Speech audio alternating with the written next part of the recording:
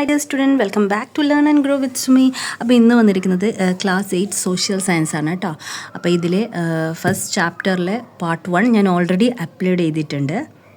Okay, invasion and resistance. Okay, അധിനിവേശവും പ്രതിരോധവും. അപ്പോൾ ഇതിൻ്റെ പാർട്ട് 2 ആയിട്ടാണ് ഇന്ന് വന്നിരിക്കുന്നത്. ഓക്കെ, അപ്പോൾ കഴിഞ്ഞ ക്ലാസ് കാണാത്തവരുണ്ടെങ്കിൽ തീർച്ചയായും നിങ്ങൾ കാണണം. ഓക്കെ, അപ്പോൾ നമുക്ക് നോക്കാം ഇന്നത്തെ പോർഷൻ. Hortus Malabaricus. ഓക്കെ, അപ്പോൾ voyage of Portuguese to India അല്ലേ, ഇന്ത്യയിലേക്ക് പോർച്ചുഗീസുകാർ വരാനായിട്ട് തുടങ്ങി അല്ലേ, അവർ വ്യാപാരം സ്ഥാപിക്കാനായിട്ട് തുടങ്ങി. പിന്നെ എന്താണ്, ഓക്കെ, അങ്ങനെ പോർച്ചുഗീസ് ലാംഗ്വേജിൽ നിന്ന് നമുക്ക് പല വാക്കുകളും ഒക്കെ ലഭിച്ചു, ഒക്കെ കാര്യങ്ങളൊക്കെ നമ്മൾ പറഞ്ഞിട്ടുണ്ടായിരുന്നു അല്ലേ.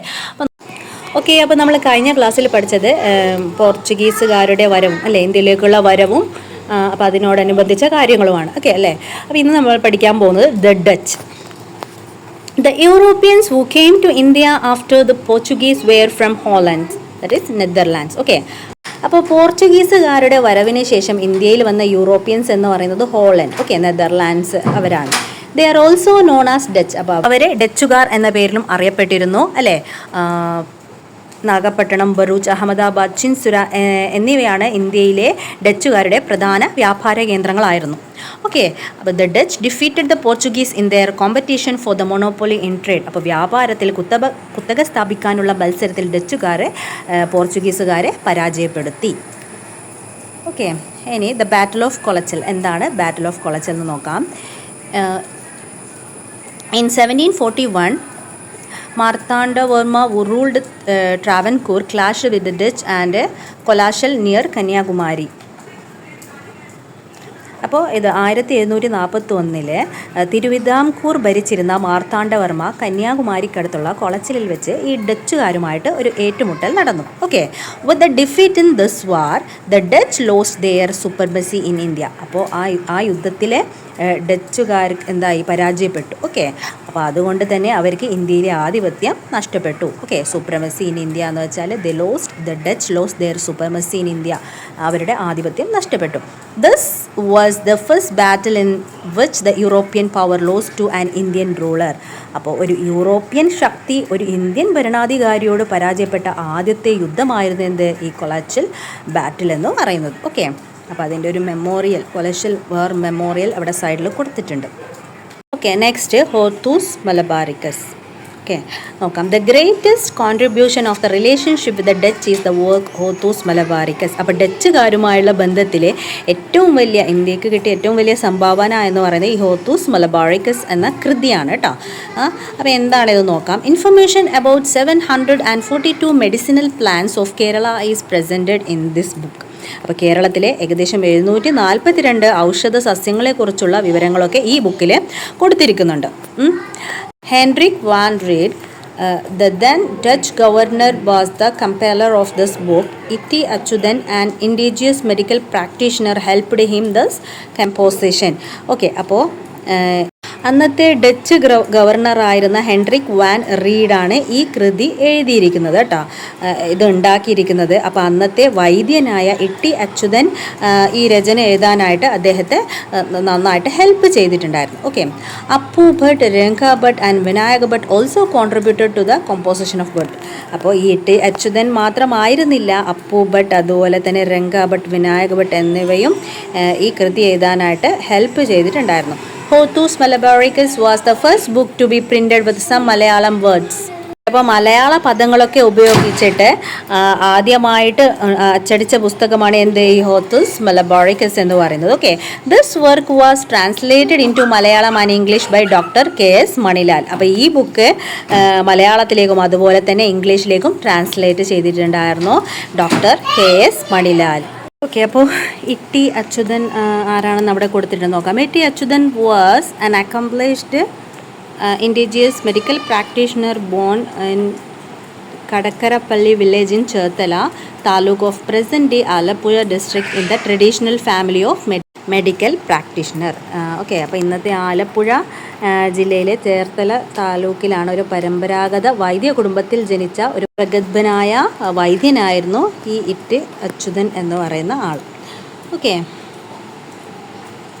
This is a picture from Hortus Malabaricus identify the plant. Okay, അപ്പോൾ ഇവിടെ ഒരു പിക്ചർ കൊടുത്തിട്ടുണ്ട്. ഇത് ഹോത്തൂസ് മലബാറിക്കസ് എന്ന് പറയുന്ന ബുക്കിൽ നിന്നുള്ള ഒരു പിക്ചറാണ് കേട്ടോ. അപ്പോൾ ഇതിൽ കൊടുത്തിരിക്കുന്ന ഈ പ്ലാൻസ് ഏതൊക്കെയാണെന്ന് ഐഡൻറ്റിഫൈ ആണെന്ന് പറഞ്ഞിരിക്കുന്നത് കേട്ടോ. അപ്പോൾ അത് നിങ്ങൾ ഐഡൻറ്റിഫൈ ചെയ്യുക. Okay friends, after the Dutch, the British and then the French came to India for trade. Okay, അപ്പോൾ ഫ്രഞ്ച് ഡച്ചുകാർക്ക് ശേഷം ഇന്ത്യയിലേക്ക് വ്യാപാരത്തിനായിട്ട് വന്നത് ആരായിരുന്നു? ബ്രിട്ടീഷുകാരും പിന്നെ ഫ്രഞ്ചുകാരും. Okay, the war fought between the British and the French for dominance in South India are known as Carnatic Wars. അപ്പോൾ ദക്ഷിണേന്ത്യയിലെ ആധിപത്യം സ്ഥാപിക്കുന്നതിനായി ബ്രിട്ടീഷുകാരും ഫ്രഞ്ചുകാരും തമ്മിൽ നടന്ന യുദ്ധങ്ങളെ കർണാടക വാർ എന്ന പേരിൽ അറിയപ്പെടുന്നു. ഓക്കെ, നമ്മുടെ ഡച്ചുകാർക്ക് ശേഷം ബ്രിട്ടീഷുകാരും അതുപോലെ തന്നെ ഫ്രഞ്ചുകാരും ഇന്ത്യയിൽ വന്നു. അപ്പോൾ ഇവര് ആധിപത്യം സ്ഥാപിക്കാനായി പരസ്പരം യുദ്ധം നടന്നു. ഓക്കെ, അപ്പോൾ അത് കർണാടക് വാർ എന്ന പേരിൽ അറിയപ്പെടുന്നത്. ബ്രിട്ടീഷ് വോൺ ദിസ് ഡിസിസീവ് വാർ. അപ്പോൾ ഇതിൽ ആരാണ് ജയിച്ചത്? ബ്രിട്ടീഷുകാർ വിജയിച്ചു. Okay, as A result French dominance was reduced to Pondicherry, Yanam, Karaikal and Mahe. Okay, അപ്പോൾ ബ്രിട്ടീഷുകാർ ഇതിൽ വിജയിച്ചതോടുകൂടി ഈ ഫ്രഞ്ചിൻ്റെ ആധിപത്യം ഇവിടങ്ങളിലേക്ക് ചുരുങ്ങി. എവിടങ്ങളിലൊക്കെ? യാനം, കറൈക്കൽ ആൻഡ് മാഹി, പോണ്ടിച്ചേരി. അപ്പോൾ കർണാട്ടിക് വാർ എന്താണെന്ന് ഇവിടെ കൊടുത്തിട്ടുണ്ട്. The war fought between the British and the French in India are known as Carnatic war. അപ്പോൾ ഇന്ത്യയിൽ ബ്രിട്ടീഷുകാരും ഫ്രഞ്ചുകാരും തമ്മിൽ നടന്ന യുദ്ധങ്ങളാണ് കർണാടക വാർസ് എന്ന് വിളിക്കുന്നത് അല്ലേ. This battle took place in the Carnatic region which included a major portion of the present day Tamil Nadu and the coastal areas of southern Andhra Pradesh. There were 3 Carnatic wars. Okay, അപ്പോൾ ഇന്നത്തെ ഈ തമിഴ്നാടിൻ്റെ ഒരു ഭാഗവും അതുപോലെ തന്നെ ആന്ധ്രാപ്രദേശിൻ്റെ കുറച്ച് തീരപ്രദേശങ്ങൾക്കൊക്കെ ഉൾപ്പെടുന്ന ആ കർണാടക മേഖലയിലാണ് ഈ യുദ്ധങ്ങൾ നടന്നത്. ഓക്കെ, അങ്ങനെ അന്നത്തെ 3 കർണാടക വാർ നടന്നിട്ടുണ്ടായിരുന്നു. അപ്പോൾ ഇവിടെ ഈ ഒരു മാപ്പ് കാണാം അല്ലേ.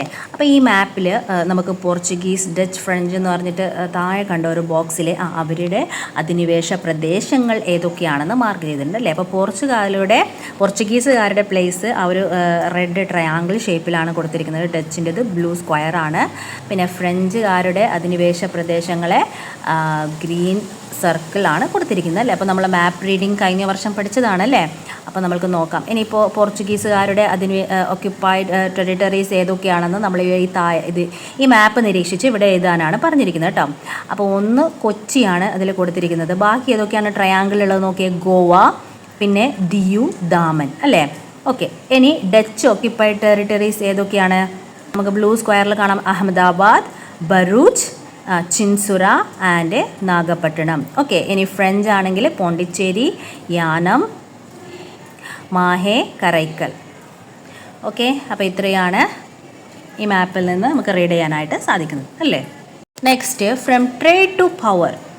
ഇനി വ്യാപാരത്തിൽ നിന്ന് അധികാരത്തിലേക്ക്. Okay, we had a discussion on the English East company at the beginning of this lesson. The English East India company was established by the British in 1600 from trade with Asia. അപ്പോൾ ഈ പാഠത്തിൻ്റെ തുടക്കത്തിൽ തന്നെ English East India കമ്പനിയെക്കുറിച്ച് നമ്മളൊന്ന് പറഞ്ഞിട്ടുണ്ടായിരുന്നു അല്ലേ. അപ്പോൾ ഏഷ്യയുമായിട്ടുള്ള വ്യാപാരത്തിനായി ബ്രിട്ടീഷുകാർ 1600 ഇംഗ്ലീഷ് ഈസ്റ്റ് ഇന്ത്യ കമ്പനി സ്ഥാപിച്ചിരുന്നു. The representative of the company, Captain William Hawkins, obtained permission from the Mughal Emperor Jahangir to set up a factory in Surat, Gujarat. Okay, അപ്പോൾ ഈ കമ്പനിയുടെ പ്രതിനിധിയായ captain William Hawkins എന്ത് ചെയ്തു? അന്നത്തെ മുഗൾ ചക്രവർത്തിയായ ജഹാംഗീറിൽ നിന്ന് ഗുജറാത്തിലെ സൂറത്തിൽ ഒരു ഫാക്ടറി സ്ഥാപിക്കാനായിട്ട് അനുമതി നേടിയിരുന്നു. Okay, the company then started factories in different part of India. അങ്ങനെ ആദ്യമായിട്ട് ഇവിടെ ഈ ഗുജറാത്തിൽ സൂറത്തിൽ ഫാക്ടറി തുടങ്ങാനായിട്ട് അനുമതി നേടി. പിന്നെ അവരെന്ത് ചെയ്തു? അപ്പോൾ അതിനുശേഷം ഇന്ത്യയിലെ പല ഭാഗങ്ങളിലും ഇവർ ഫാക്ടറികൾ സ്റ്റാർട്ട് ചെയ്തു. Okay, after gaining dominance in Madras, Bombay and Calcutta, the company began to interfere in the administration of those territories. Okay, അപ്പോൾ മദ്രാസ് എന്ന് വെച്ചാൽ ഇന്നത്തെ ചെന്നൈയാണ് കേട്ടോ, മുംബൈ, കൊൽക്കട്ട. അപ്പോൾ ഇവിടെയൊക്കെ ആധിപത്യം നേടിയതിന് ശേഷം എന്ത് ചെയ്തു? ആധിപത്യം നേടിയതിന് ശേഷം ഇവരുടെ ഭരണത്തിലൊക്കെ ഇടപെടാനായിട്ട് തുടങ്ങി. The British established political dominance in India with the Battle of Plassey in 1757. Okay, അപ്പോൾ 1757 പ്ലാസി യുദ്ധത്തോടെ ബ്രിട്ടീഷുകാർ ഇന്ത്യയിൽ പൊളിറ്റിക്കൽ ആധിപത്യം സ്ഥാപിക്കാനായിട്ട് തുടങ്ങി. Okay, the nawab of Bengal Sirajuddaulah was defeated in the battle by the forces of East India company led by Robert ക്ലൈവിൻ്റെ നേതൃത്വത്തിലുള്ള East India കമ്പനിയുടെ സൈന്യം നവാബായ സിറാജുദ്ദൗലയെ ഡിഫീറ്റ് ചെയ്തു. ഓക്കെ, അവരെ തോൽപ്പിച്ചു. The conquest of Bengal helped the British to bring other part of India under their control. Okay, അപ്പോൾ ബംഗാൾ കീഴടക്കിയത് ഇന്ത്യയുടെ മറ്റു ഭാഗങ്ങൾ തങ്ങളുടെ നിയന്ത്രണത്തിലാക്കാനായിട്ട് ബ്രിട്ടീഷുകാരെ സഹായിച്ചു. Okay, land taxes in agriculturally rich Bengal helped the British build up their military power and raise money to conquer the rest of the country. അപ്പോൾ ഈ കാർഷിക സമ്പന്നമായ ബംഗാളിലെ ഭൂനികുതികൾ എന്ത് ചെയ്തു? ഈ ബ്രിട്ടീഷുകാർക്ക് അവരുടെ സൈനിക ശക്തി വർദ്ധിപ്പിക്കാനും രാജ്യത്തിൻ്റെ മറ്റു ഭാഗങ്ങൾ കീഴടക്കുന്നതിന് പണം സ്വരൂപിക്കാനായിട്ട് സാധിച്ചു. ഓക്കെ, അപ്പോൾ ഈ ബംഗാളിൽ മെയിനായിട്ട് കൃഷിയാണ്. ഓക്കെ, അപ്പോൾ ഈ കാർഷിക സമ്പന്നമായ നികുതികൾ ഓക്കെ, ടാക്സസ് ഒക്കെ ബ്രിട്ടീഷുകാർ എന്ത് ചെയ്തു? അവരുടെ സൈനിക ശക്തി വർദ്ധിപ്പിക്കാനൊക്കെ ആയിട്ട് യൂസ് ചെയ്തു. With the Battle of Boxer in 1764, the company acquired the right to collect taxes in the provinces of Bihar, Bengal and Orissa. With that, the East India Company administrative presence in India became stronger. Okay, അങ്ങനെ 1766 boxer യുദ്ധത്തോടെ Bihar, Bengal, Orissa എന്നീ പ്രവിശ്യകളിൽ നികുതി പിരിക്കാനുള്ള അവകാശം കമ്പനിക്ക് തന്നെ ലഭിച്ചു. Okay, അപ്പോൾ അതോടെ ഈ ഇന്ത്യയിൽ ഈസ്റ്റ് ഇന്ത്യ കമ്പനിയുടെ ഭരണപരമായ സാന്നിധ്യം കൂടുതൽ ശക്തമായി. ഓക്കെ, അപ്പോൾ ഈ ഒരു യുദ്ധത്തിന് ശേഷം ഈ ഇന്ത്യയിൽ ഈ ഈസ്റ്റ് ഇന്ത്യ കമ്പനിയുടെ ഭരണം കൂടുതൽ ശക്തമായി.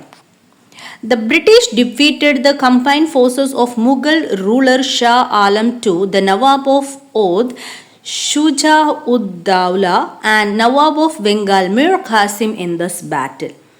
അപ്പോൾ മുഗൾ ഭരണാധികാരി ഷാ ആലം രണ്ടാമനും അതിലെ ഔദിലെ നവാബായ ഷുജാഉദ്ദൗല, ബംഗാൾ നവാബ് മിർ ഖാസിം എന്നിവരുടെ സംയുക്ത സൈന്യത്തെ ബ്രിട്ടീഷുകാരെ ഈ യുദ്ധത്തിൽ പരാജയപ്പെടുത്തി. ഏത് യുദ്ധത്തിലാണ്? ബോക്സർ യുദ്ധത്തിലാണ്. Okay, Buxar. Send me 2000 soldiers, I will conquer India, Robert Clive. അപ്പോൾ 2000 പട്ടാളക്കാരെ എനിക്ക് അയച്ചു തരൂ, ഞാൻ ഇന്ത്യ കീഴടക്കാം എന്ന റോബർട്ട് ക്ലൈവിൻ്റെ വാക്കുകളാണ് ഇവിടെ കൊടുത്തിരിക്കുന്നത് അല്ലേ.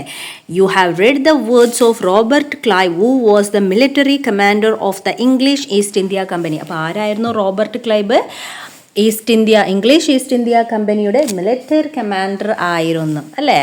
Why do you think he commanded like this? അപ്പോൾ എന്താണ് അദ്ദേഹം ഇങ്ങനെ ഒരു അഭിപ്രായം പറഞ്ഞതെന്ന് നിങ്ങൾ കരുതുന്നത്? എന്തുകൊണ്ടാണ് അദ്ദേഹം ഇങ്ങനെ പറയാൻ കാരണം? ബിക്കോസ് ഓക്കെ, അപ്പോൾ ഒരു 2000 പട്ടാളക്കാരെ നിങ്ങൾ അയച്ചാൽ ഞാൻ ഇന്ത്യ മുഴുവനും കീഴടക്കാമെന്ന് പറയാനുള്ള കാരണം എന്തായിരിക്കാം? ബിക്കോസ് അവിടെ കൊടുത്തിട്ടുണ്ട് അല്ല, എന്താണ്? Disunity among Indian princely state എന്ന് വെച്ചാൽ ഇന്ത്യൻ നാട്ടുരാജ്യങ്ങൾക്കിടയിലെ അനൈക്യം. ഓക്കെ, ഇപ്പോൾ ഇന്ത്യൻ നാട്ടുരാജ്യങ്ങളൊന്നും ഐക്യത്തിലായിരുന്നില്ല, പരസ്പരം അനൈക്യത്തിലായിരുന്നു. പിന്നെ military and technologically supremacy of the British. അപ്പോൾ അതുമാത്രമല്ല, ബ്രിട്ടീഷുകാരുടെ സൈനിക സാങ്കേതിക മേധാവിത്യം. Princely state and the company. Okay, അപ്പോൾ പ്രിൻസ്ലി നാട്ടുരാജ്യങ്ങളും കമ്പനിയും. The princely state of the India were subjugated by the British through wars and diplomacy. Okay, അപ്പോൾ ഇന്ത്യൻ നാട്ടുരാജ്യങ്ങൾ യുദ്ധങ്ങളിലൂടെയും അതുപോലെ നയതന്ത്രങ്ങളിലൂടെയും ആര് കീഴടക്കി? ബ്രിട്ടീഷുകാർ കീഴടക്കി. Okay, the Anglo-Mysore wars were fought between the southern princely state of Mysore and English East India Company. അപ്പോൾ ആംഗ്ലോ മൈസൂർ യുദ്ധങ്ങൾ തെക്കൻ രാജ്യമായ മൈസൂരും ഇംഗ്ലീഷ് ഈസ്റ്റ് ഇന്ത്യ കമ്പനിയും തമ്മിലായിരുന്നു. ഓക്കെ, ആംഗ്ലോ മൈസൂർ വാർ എന്ന് പറയുന്നത് മൈസൂറും അതുപോലെ തന്നെ ഇംഗ്ലീഷ് ഈസ്റ്റ് ഇന്ത്യ കമ്പനിയും തമ്മിൽ. The Mysore army was led by Hyder Ali, who was the ruler of Mysore, and his son Tipu Sultan. Okay, അപ്പോൾ ഈ മൈസൂർ സൈന്യത്തെ നയിച്ചത് ആരായിരുന്നു? മൈസൂർ ഭരണാധികാരിയായിരുന്ന ഹൈദർ അലിയും അദ്ദേഹത്തിൻ്റെ മകനായ ടിപ്പു സുൽത്താനുമായിരുന്നു. ഓക്കെ, അപ്പം നിങ്ങൾ ടിപ്പു സുൽത്താനെ കുറിച്ച് നിങ്ങൾക്ക് എല്ലാവർക്കും കേട്ടിരിക്കാം. Company army and the Mysore sultans clashed 4 times. Okay, അപ്പോൾ കമ്പനി സൈന്യവും ഈ മൈസൂർ സുൽത്താൻമാരും തമ്മിൽ എത്ര തവണയാണ്? 4 തവണ അവർ പരസ്പരം ഏറ്റുമുട്ടിയിട്ടുണ്ട്. Okay, after Hyder Ali's death in 1782 Tipu Sultan commanded the Mysore forces. അപ്പോൾ ഹൈദർ അലിയുടെ മരണത്തിന് ശേഷം 1782 അദ്ദേഹം മരിക്കുന്നത്. ഓക്കെ, അപ്പോൾ അദ്ദേഹത്തിൻ്റെ മരണത്തിന് ശേഷം ടിപ്പു സുൽത്താൻ ആയിരുന്നു ഈ മൈസൂർ സൈന്യത്തെ നയിച്ചത്. Okay, in the 4th Mysore war of 1799 Mysore fell when the Tipu Sultan was killed by the company forces. അപ്പോൾ 1799 4ാം മൈസൂർ യുദ്ധത്തിൽ ടിപ്പു സുൽത്താനെ കമ്പനി സൈന്യം വധിച്ചപ്പോൾ മൈസൂർ വീണുപോയി അല്ലേ. അപ്പോൾ ടിപ്പു സുൽത്താൻ മരിക്കുന്നത് വരെ ഇവരുമായിട്ട് പൊരുതി നിന്നു. ഓക്കെ, അങ്ങനെ ടിപ്പു സുൽത്താനെ കമ്പനി സൈന്യം വധിച്ചപ്പോൾ മൈസൂർ വീണുപോയി. Okay, next the Anglo Maratha wars were fought between the English East India Company and the Marathas kingdom. അപ്പോൾ ആംഗ്ലോ മൈസൂർ യുദ്ധം എന്ന് പറയുന്നത് മൈസൂറും ഈസ്റ്റ് ഇന്ത്യ കമ്പനിയും തമ്മിലാണ്. ആംഗ്ലോ മറാത്ത വാർസ് എന്ന് പറയുന്നത് Maratha wars between English East India കമ്പനിയും അതുപോലെ തന്നെ Maratha kingdom. Okay, with the third Anglo-Maratha war the Maratha territory came under the British control. Okay, അങ്ങനെ 3ാം യുദ്ധത്തോടെ ഈ ആംഗ്ലോ മറാത്ത യുദ്ധത്തോടെ എന്ത് ചെയ്തു? മറാത്ത പ്രദേശങ്ങൾ പൂർണ്ണമായും ബ്രിട്ടീഷിന്റെ നിയന്ത്രണത്തിലായി. With the defeat of the Sikh in the Anglo-Sikh war between the English East India Company and the Sikh, the Punjab came under the British rule. അങ്ങനെ English East India കമ്പനിയും സിഖുകാരും തമ്മിലുള്ള Anglo Sikh യുദ്ധങ്ങളിൽ സിഖുകാർ പരാജയപ്പെട്ടതോടെ Punjab British ഭരണത്തിന് കീഴിലായി. Okay, അപ്പം നമ്മൾ ഈ 2 പാരഗ്രാഫിലും കൂടി എന്തൊക്കെയാണ് പഠിച്ചത്?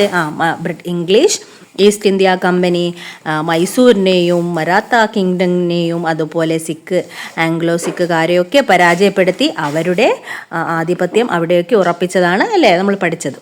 Okay, the aim of the British was to procure maximum wealth from the conquered territory.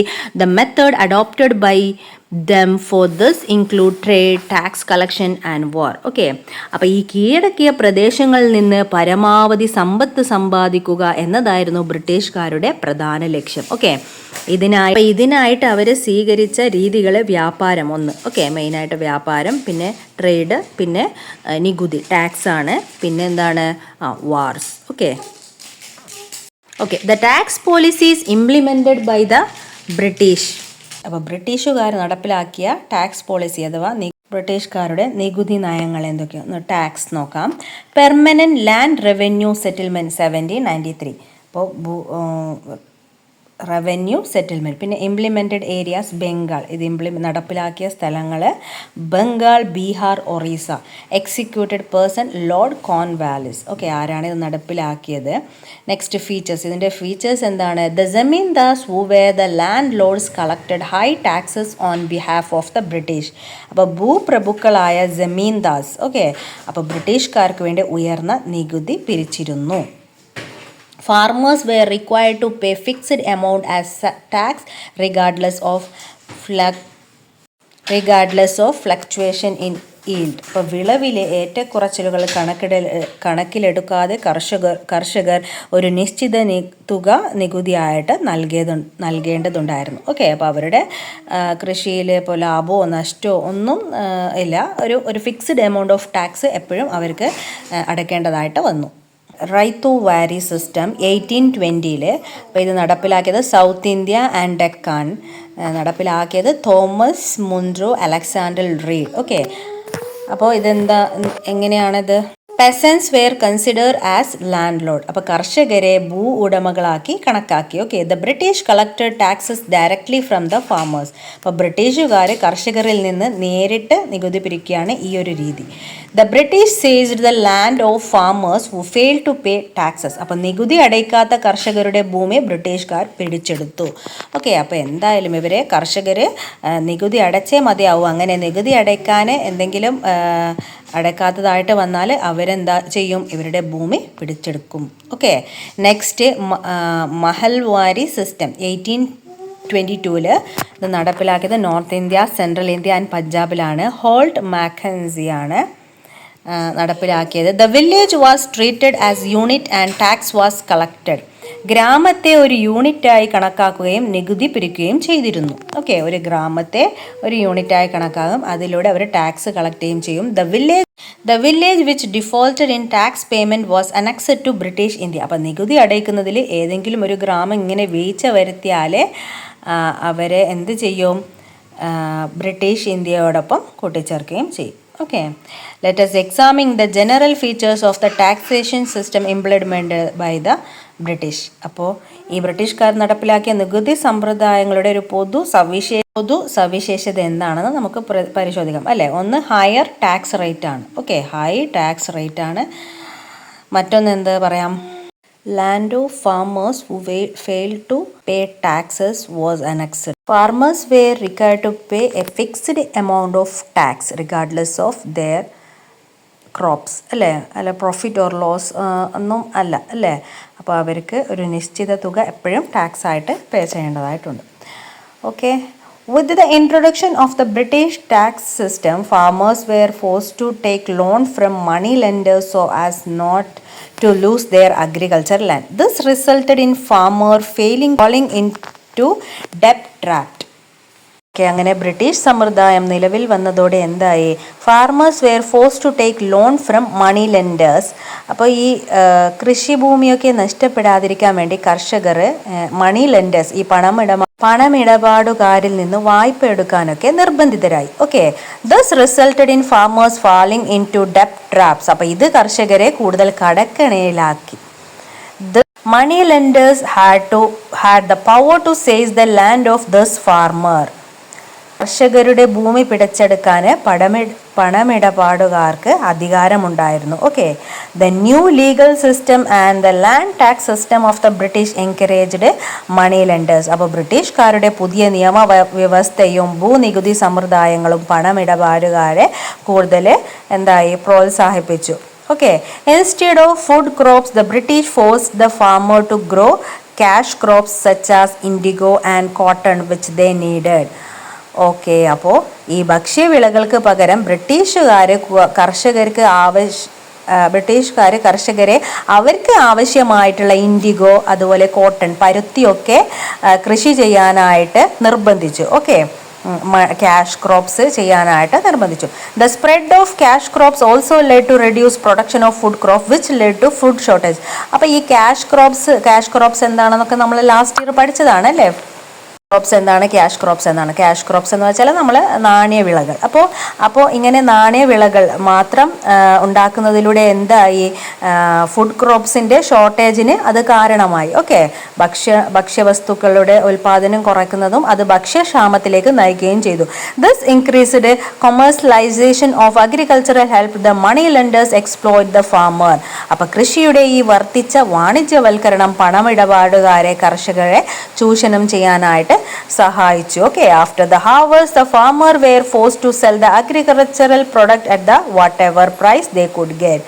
അപ്പോൾ ഈ വിളവെടുപ്പിന് ശേഷം കർഷകർ അവർക്ക് ലഭിക്കുന്ന വില അത് എത്രയാണോ അതിന് തന്നെ വിൽക്കാൻ അവർ നിർബന്ധിതരായി. Okay, let us examine how the British tax policies affected the farmers. അപ്പോൾ എങ്ങനെയാണ് ഈ ബ്രിട്ടീഷ് നയങ്ങൾ ഫാമേഴ്സിനെ എഫക്റ്റ് ചെയ്യുന്നത് നോക്കാം. Farmers found to difficult to pay high taxes. അപ്പോൾ ഫാമേഴ്സൊക്കെ ഉയർന്ന നികുതിയൊക്കെ അടയ്ക്കാൻ ഭയങ്കര ബുദ്ധിമുട്ടായി. Even if crops were damage due to flood or ഡോട്ട് there was no tax relief. അപ്പോൾ വെള്ളപ്പൊക്കമോ അതുപോലെ നാച്ചുറൽ കലാമിറ്റീസ്, വളർച്ച മൂലം വിളകൾക്ക് എന്തെങ്കിലും കേടുപാട് സംഭവിച്ചാലും അവരുടെ നികുതിക്ക് യാതൊരു ഇളവും ഉണ്ടായിരുന്നില്ല. ഓക്കെ, ബ്രിട്ടീഷുകാരെ ഈ കർഷകരെ എല്ലാ വിധത്തിലും ബുദ്ധിമുട്ടിച്ചിട്ടുണ്ടായിരുന്നു അല്ലേ.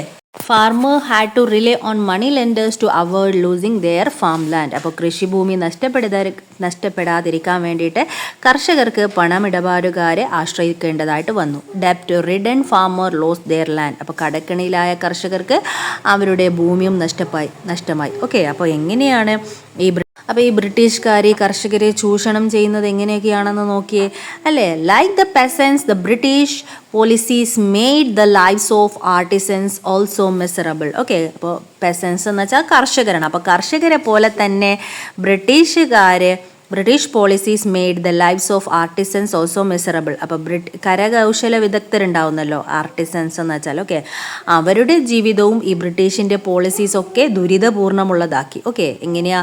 Machine made product from Britain were imported to India.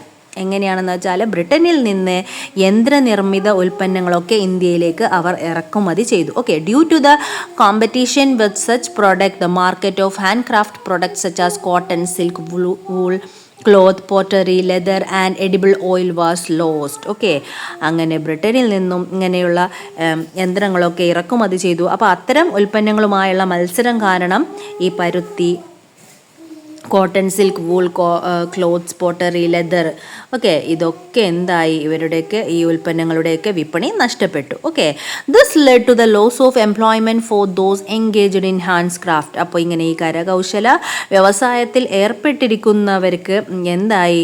അവരുടെ തൊഴിൽ തന്നെ നഷ്ടമാവാനായിട്ട് ഇത് കാരണമായി. Okay, many were force to give up their traditional occupation. അങ്ങനെ പലരും ഈ പരമ്പരാഗത തൊഴിലുകൾ ഉപേക്ഷിക്കാൻ നിർബന്ധിതരായി. ഓക്കെ, അപ്പോൾ എങ്ങനെയൊക്കെയാണ് അല്ലേ ഈ ഫാർമേഴ്സിനെയും അതുപോലെ തന്നെ ആർട്ടിസൻസിനെയൊക്കെ എങ്ങനെയാണ് ഈ ബ്രിട്ടീഷുകാർ ചൂഷണം ചെയ്തത് എന്നൊക്കെയാണ് നമ്മൾ നോക്കിയത് അല്ലേ. അപ്പോൾ ഇനി നമ്മൾ പഠിക്കാൻ പോകുന്നത് ഈ ചൂഷണം ചെയ്യുന്നില്ല ഇവർ, അതിനെതിരായിട്ട് ഇവരെ പ്രതിരോധിക്കാൻ തുടങ്ങി. ഓക്കെ, അങ്ങനെ ഇന്ത്യയിൽ അങ്ങനെ നമ്മുടെ നാട്ടിൽ കുറേ യുദ്ധങ്ങളൊക്കെ നടത്തുന്നുണ്ട്. അപ്പോൾ അതിനെക്കുറിച്ചാണ് നമ്മൾ നെക്സ്റ്റ് പഠിക്കാൻ പോകുന്നത്. ഓക്കെ, അപ്പോൾ ഇന്നത്തെ ക്ലാസ് എല്ലാവർക്കും മനസ്സിലായെന്ന് വിശ്വസിക്കുന്നു. അപ്പോൾ എൻ്റെ ക്ലാസ് ഇഷ്ടപ്പെട്ടാൽ തീർച്ചയായും നിങ്ങൾ ഷെയർ ചെയ്യുക, സബ്സ്ക്രൈബ് ചെയ്യുക, സപ്പോർട്ട് ചെയ്യുക. ഓക്കെ, വീണ്ടും നെക്സ്റ്റ് ക്ലാസ്സിൽ കാണാം. Till then bye, thanks for watching.